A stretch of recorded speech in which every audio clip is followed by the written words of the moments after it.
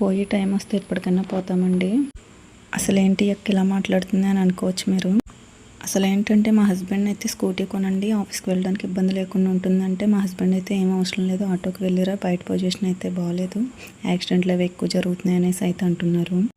దీనికి నేనేమంటానంటే పోయే టైం వస్తే ఏ విధంగానైనా పోతాం, ఎక్కడ దాక్కున్నా సరే, ఏ విధంగా వెళ్ళినా సరే.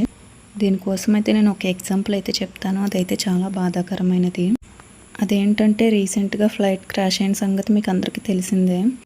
ఆ ఫ్లైట్లో అయితే మొత్తం 242 మెంబర్స్ అయితే ఉన్నారండి. లక్కీగా 1 పర్సన్ అయితే బ్రతికారు, మిగతా 241 మెంబర్స్ కూడా చనిపోయారండి. ఇక ఇదైతే ఫ్లైట్ టేక్ ఆఫ్ అయిన 32 సెకండ్స్లో మొత్తం ఇదంతా జరిగిందండి. ఈ ఫ్లైట్ క్రాషింగ్ అయితే మెడికల్ కాలేజ్ డైనింగ్ ఏరియాపై జరిగిందండి. అక్కడ లంచ్ చేస్తున్న 30 మెంబర్స్ అయితే అన్యాయంగా చనిపోయారు. ఆ 30 మెంబర్స్ కూడా మెడికల్ స్టూడెంట్స్ అండి. కాసేపట్లో లంచ్ చేసి క్లాస్కి వెళ్లాల్సిన వాళ్ళు. చావు ఏ విధంగా వస్తుందో చెప్పలేమండి. చనిపోయిన వారి ఆత్మలకు శాంతి కలిగించినారా.